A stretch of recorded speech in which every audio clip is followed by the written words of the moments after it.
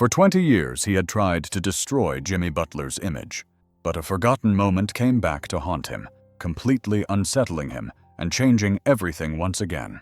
But before we get into that story, make sure to subscribe to the channel and turn on notifications so you don't miss out on stories like this. The warm night air in Miami seemed to compete with the city lights. The neon signs danced on the sidewalks, and it seemed like the city would never sleep. But inside Quick Mart, time seemed to stand still. The man sitting at the cash register in the corner of the market looked as if the traces of life had been erased from his eyes, even when he raised his head when a customer entered. This man was once the digital legend MrBeast, once a YouTube sensation who broke records, touched millions of lives, and was known for his large-scale charity projects. He was now just a night shift worker, but hardly anyone recognized him anymore. They saw him as the cashier. He was living a life where his name had lost its meaning, and his identity had been reduced to nothing.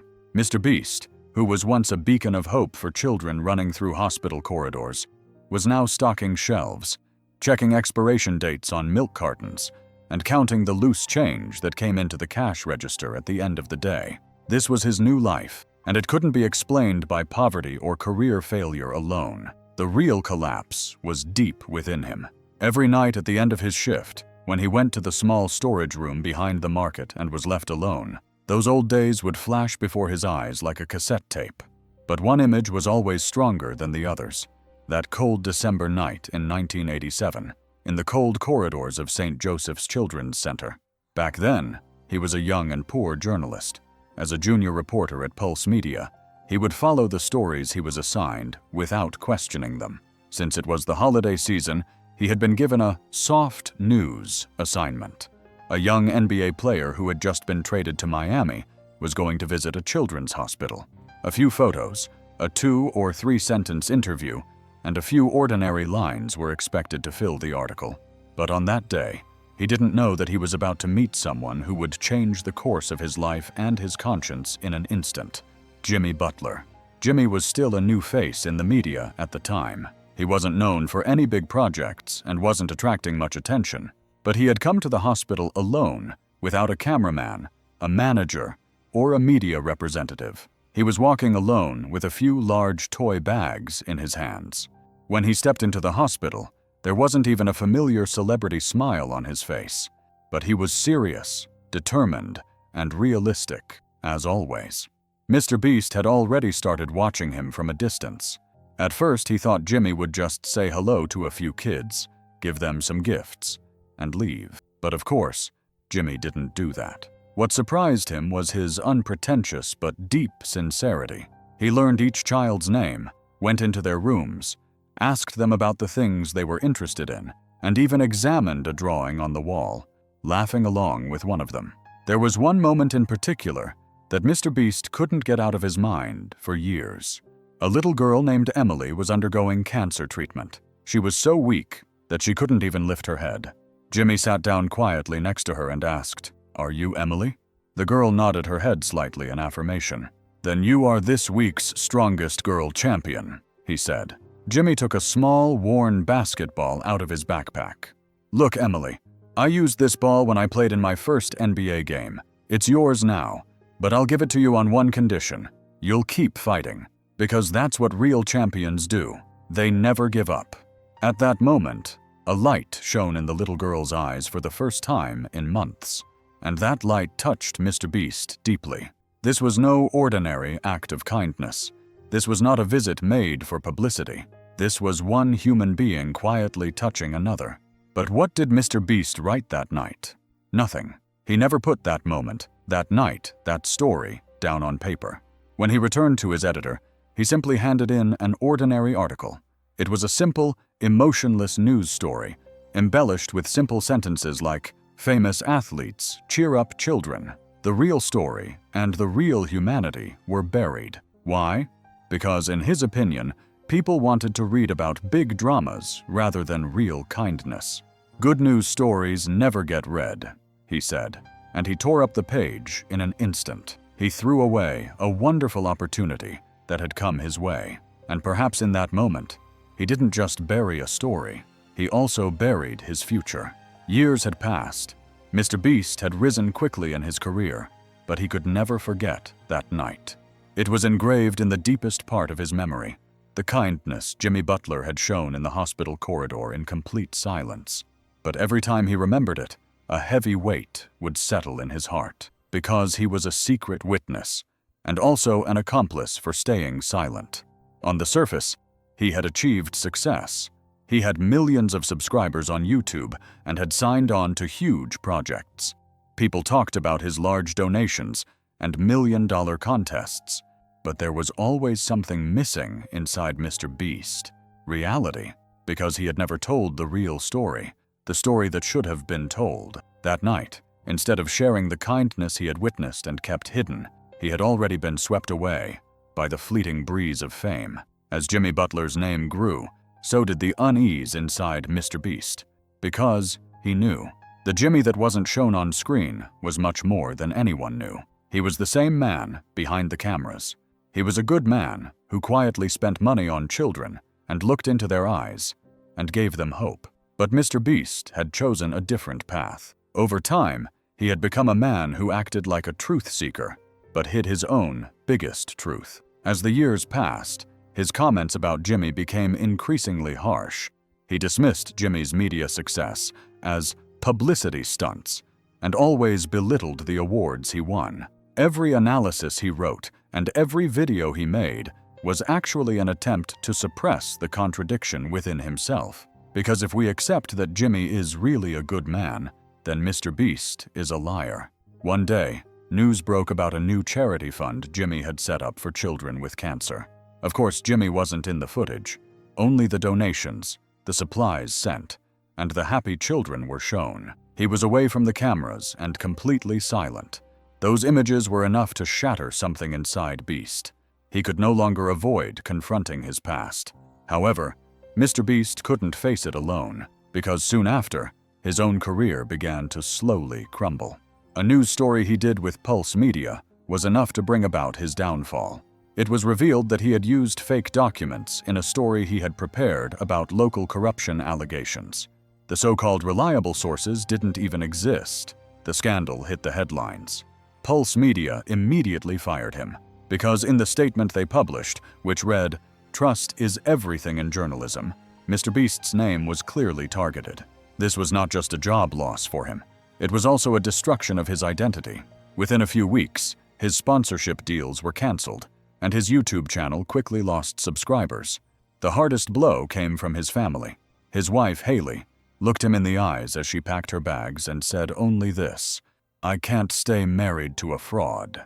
His son, Liam, was studying journalism at Florida State University, but when he saw his father's downfall, he changed his major and wrote this in his last message, "I'm ashamed to carry your last name." His friends, business partners, and former team members all left him one by one. His phone calls went unanswered. His emails were never replied to, because his name had already been blacklisted in the digital world. And one night, having lost everything, while working the night shift at Quickmart, someone walked in. He was wearing a plain jacket and a plain baseball cap. He slowly walked toward the cash register. He was holding a coffee and a newspaper. MrBeast glanced at him and then looked up. At that moment, it was as if the blood had drained from his body. The man standing in front of him was like the embodiment of the silence that had been in his mind for years.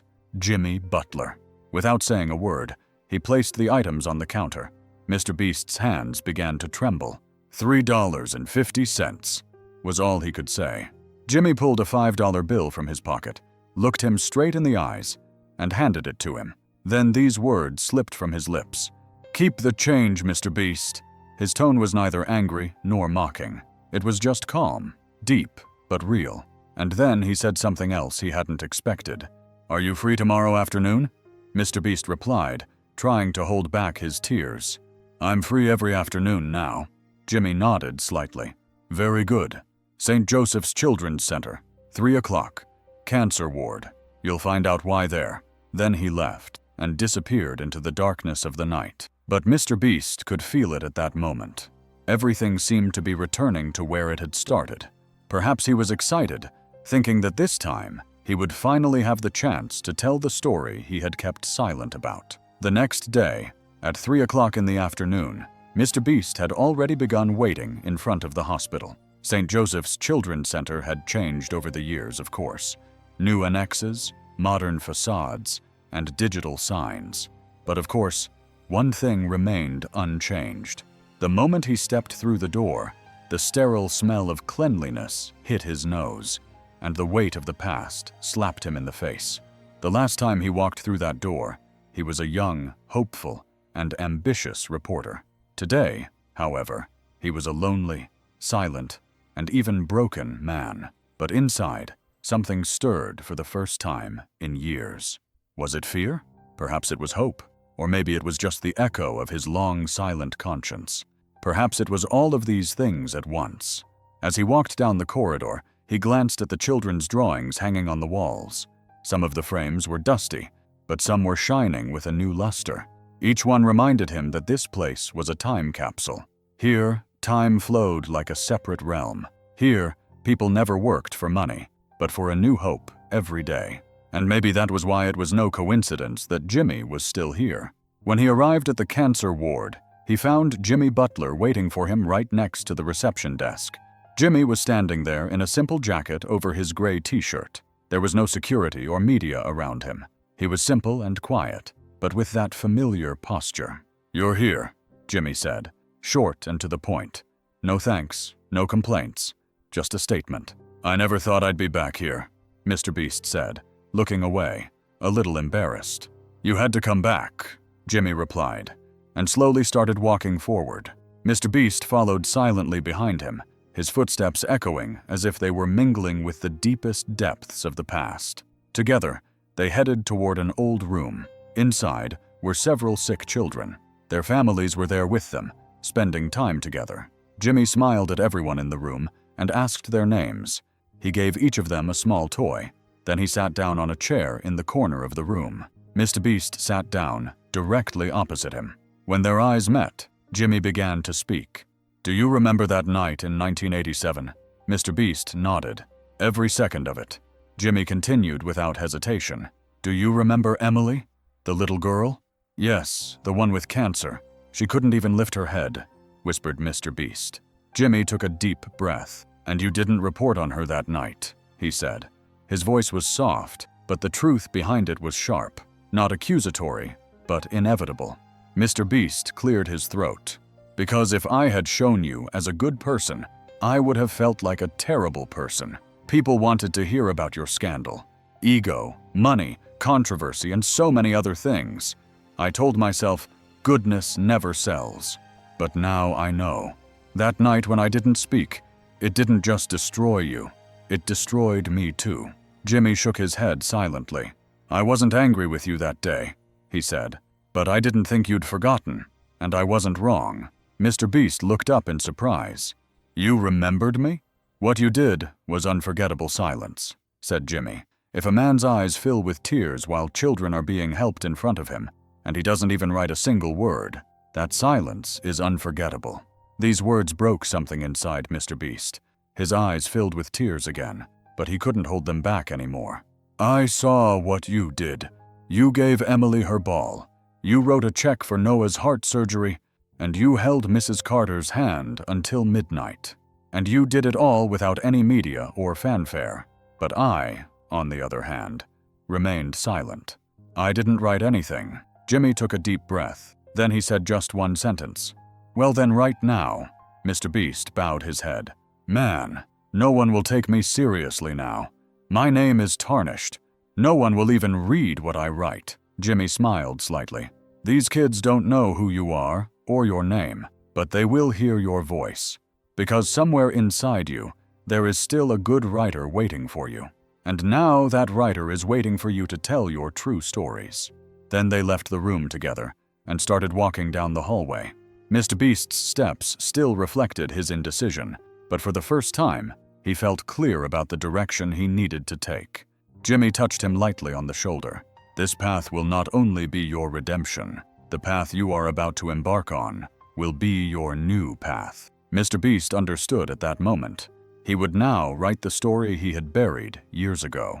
and this time, he would not leave it unfinished. After leaving the hospital corridors, MrBeast didn't fear picking up a pen for the first time in his life. His real fear wasn't of words, but of being defeated by the truth. But he wasn't afraid anymore. That night, as he returned home, he took a notebook with him and put an old pen in his pocket.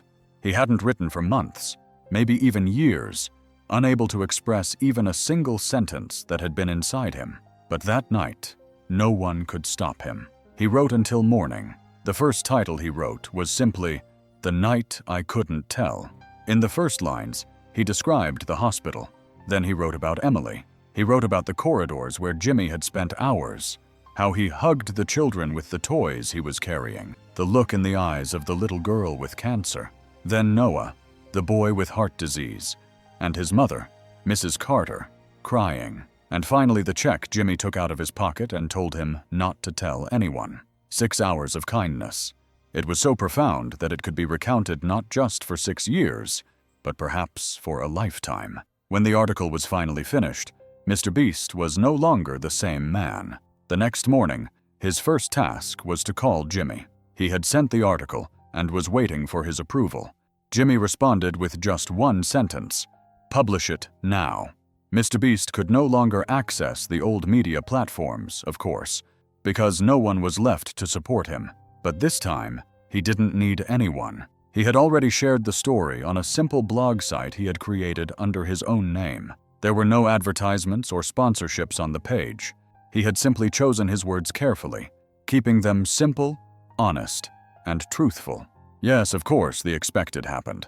The post went viral in an instant. Thousands of people read "The Night I Couldn't Explain" on the first day, hundreds of thousands on the second, and millions within a week.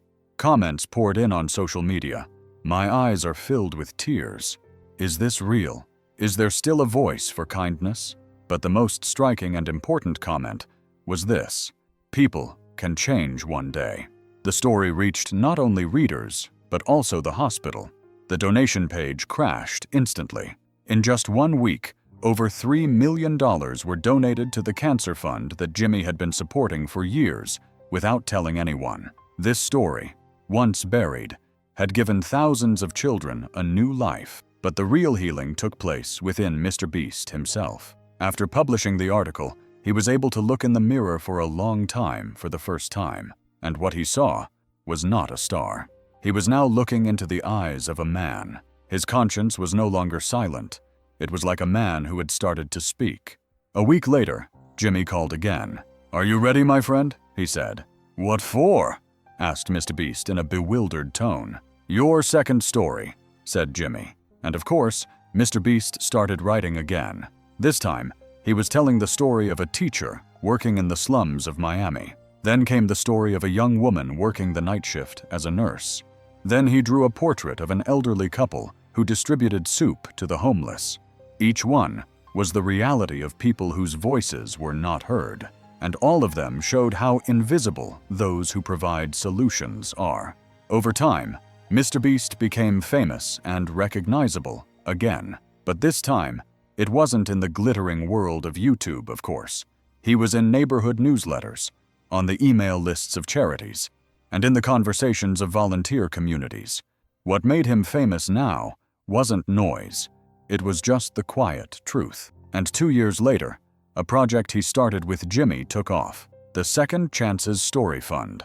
This fund was opening a new door for former journalists who had made mistakes but wanted to return to the truth. MrBeast's own painful experience had been a source of inspiration for dozens of people.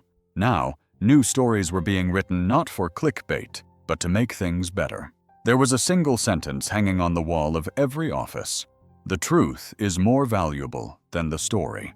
But MrBeast's life had not returned to normal. Haley had not come back. His son Liam sent him a short message 2 years later. "I read it, and I understand." That message was enough for him, even though it was difficult. One morning, when Jimmy and MrBeast returned to St. Joseph's Children's Center, a new children's library had opened at the entrance. On the wall was the opening paragraph of MrBeast's first piece, alongside Emily's sketch. Below it was written simply, "The truth can heal, even years later." and MrBeast now knew. Every word he had kept silent that night had touched someone's life and given them the breath of life, because sometimes the greatest gift is not to hide the truth. Years had passed. MrBeast was no longer a name that anyone had forgotten. On the contrary, he had become a man who was in the news every day with new stories. But this time, those who remembered him did so not for his subscriber count, but because he had shared the stories of silent people. The man who once used his pen to satisfy his own ego had now become a kind man who healed with his words. Thanks to the Second Chances Story Fund, the former journalist had started writing again, and hundreds of articles about real lives had been published. The headlines were no longer filled with crises, but with solutions. Under his leadership, the media was working to tell stories again, not to forget, distort, or glorify. One day, MrBeast set out for St. Joseph's Children's Center again. This time he wasn't alone. He was accompanied by a young, aspiring journalist. The new generation was a new hope. When they arrived at the hospital, the sounds of children echoed inside. At the entrance, a nurse saw MrBeast and rushed over to hug him. "Thanks to your article, we were able to replace the equipment here," she said. Another parent came up and took his hand. "You changed my daughter's life. If you hadn't written about that night, we might never have known what happened." MrBeast just bowed his head. He still couldn't quite accept the thanks. As he sat on the old bench in the backyard, Jimmy showed up. He had 2 cups of coffee in his hands and a familiar smile on his face. He sat down next to him quietly. "It's good to see you," said Jimmy. "It wouldn't have been possible without you, my friend," said MrBeast. After a short silence, Jimmy took a small, old notebook out of his pocket. He slowly turned the yellowed pages. "MrBeast, do you recognize these names?" he asked. MrBeast glanced at the list. Some were former journalists, others were people he had never heard of, but each one had been lifted up in some way by his stories. Jimmy shook his head. "These are people who picked up a pen again because of your writing, MrBeast. Your words have awakened their hands forever." MrBeast's throat tightened. "Jimmy, you know I didn't do this alone," he managed to say. "No," said Jimmy, "but you took the first step. And sometimes, if just one person has the courage, others will follow and find the courage too." In the silence of that day and moment, the 2 men stood up together. Jimmy began to walk toward the horizon. The young journalist followed behind them, notebook in hand. With every step, he wrote something, as if he were witnessing not a story, but a legacy that would live on in young people like him. Jimmy suddenly stopped. "I want to ask you something," he said. "Ask. You think I gave you a second chance, don't you?" MrBeast nodded without hesitation. "Yes, I got my life back." Jimmy looked up at the sky and took a deep breath. "I didn't give you that chance. I gave it to myself, because if I had left you in the dark, I would have forgotten the promise I made to Emily, and I would have lost my way." These words touched MrBeast deeply. At the center of it all was still a child's smile, a mother's prayer, and a doctor's silent heroism. No matter how much you grow up, the truth never changes. Goodness should not be hidden. The truth cannot be silenced. Yes, on that day, another truth was engraved in MrBeast's heart. Goodness is never forgotten. Even silence begins to echo over time. But the strongest echo is the truth itself. Months later, MrBeast was on stage giving a speech at a small school. In front of him were hundreds of young, aspiring journalists. But he had neither a presentation nor fancy words, just him and his words. "I want to ask you something," he said. "If you ever want to witness the truth, never remain silent. Because I did, and I remained silent. And years later, I was only able to find myself by telling the truth." Silence reigned in the hall, but it was not the silence of guilt. It was the silence of deep, genuine understanding. It was the silent cry of questioning and deciding to change. At that moment, a young boy stood up from the back row. "What if it's too late?" he asked. "What if we can't bring back the past?" MrBeast smiled. "Of course we can't bring back the past. But if you speak the truth today, you can definitely save tomorrow, son." And amid the thunderous applause, MrBeast felt that the story was now complete. But there were still stories worth telling, because every truthful story could be someone else's second chance. Would you give a second chance to someone who hid the truth for at least 15 years? Share your thoughts with us in the comments, and don't forget to share the video with your friends to help this story light the way for someone else. Remember, sometimes a comment you make can be someone else's second chance.